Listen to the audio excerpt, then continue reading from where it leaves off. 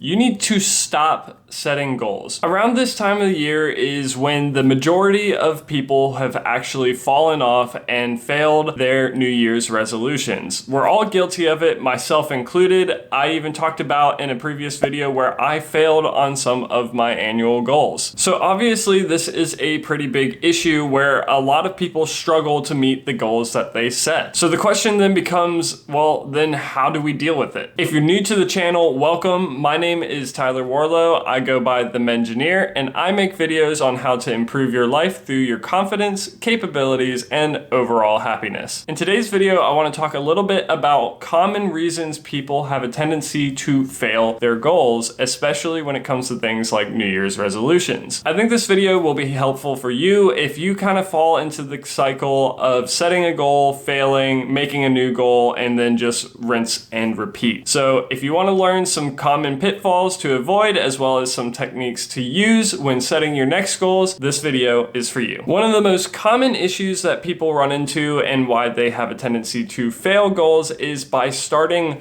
way too big. When a lot of people go to make their goals, they have a tendency to do this big course correction, or what they feel like is going to be a big new change in their life. And you actually want to be careful about doing that. Rather than making large goals that are going to be this really difficult change and it isn't what you are currently doing, you should aim to do smaller, more achievable goals that help get you to where you want to be. For example, let's say that you want to start exercising more, but you are someone who has never exercised before. Going ahead and saying that you're going to go to the gym 5 days a week is really not an achievable goal. A lot of people are going to go to the gym and in that first week end up being so sore or tired that they really have a hard time motivating themselves to go back the next week. This is because they are going from one extreme to the next, which their body has a hard time handling, and as a result, they quickly get demotivated and fall off of the goal. What you should do instead is start with smaller, more manageable goals that you can hit consistently, and once you've hit that goal consistently, that's when you make a larger goal. Consistency is key. You're never going to be perfect when it comes to achieving something, so it's important to set a pathway towards that success that you'll slowly move towards instead of just expecting you to be at that point the next day. Circling back around to the exercising example, a common thing I recommend for people is if you're starting to exercise, just start off small. Either go to the gym for 3 days a week for 30 minutes each time, or just start off with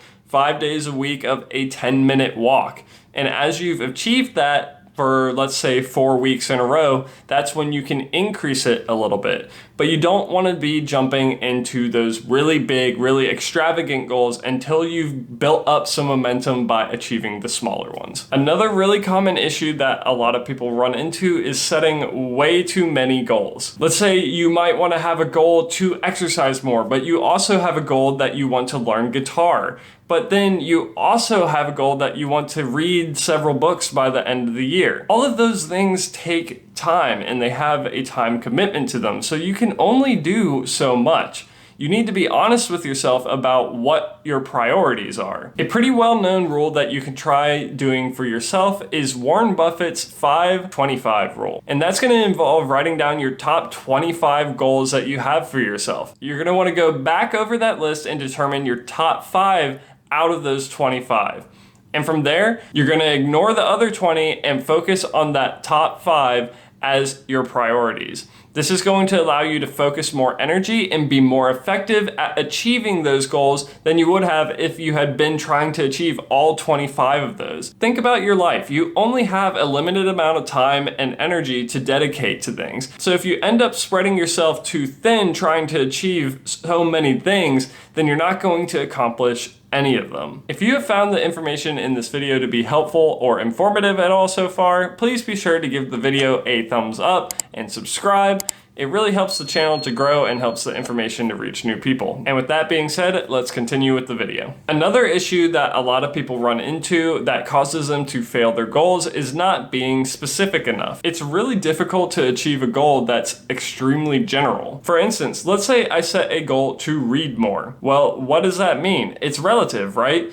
It could be, if I don't read at all, I could say I read one book, so I read more. But what if you already read pretty often? Let's say you read at least a book a month. That would involve you reading another book every month for you to qualify as reading more. But let's say you already read a book a month. Again, what qualifies as reading more? Is that reading 13 books in a year instead of just 12? Or is that reading an additional book each month? See, it's kind of hard to say when you've actually achieved your goal. As a result, people will kind of fall off their goal just simply because they don't really have something to work towards or something to track at all. To counteract something like this, I really recommend setting something called a SMART goal, which is a framework for setting goals. I have a video on this channel already about that I'll have linked down below if y'all want to take a look and learn more about it. But setting SMART goals is going to give you something a little bit more specific and attainable for you to work towards, which gives you that end goal that you can look at and see yourself progressing towards. But I want to hear from you guys. Have any of you managed to stay on your New Year's resolution so far? If so,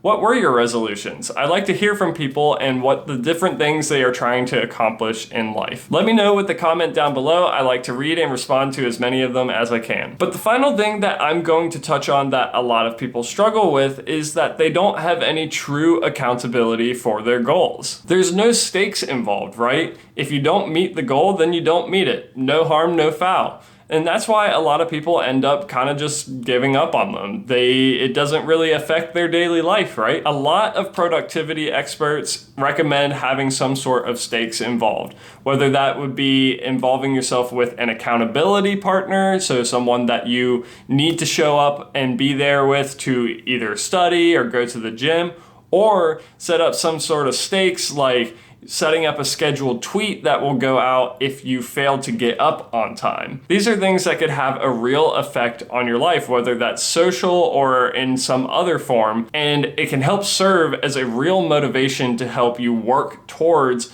those goals.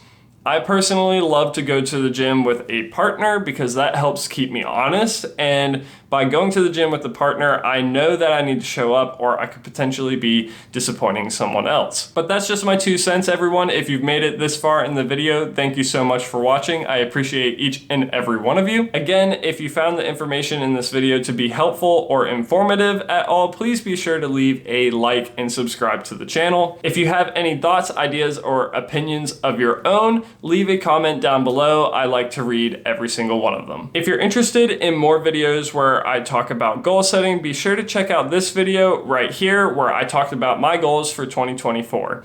If you're more interested in my most recent stuff, be sure to check out this video right here. But until the next time, this is the Mengineer, signing off.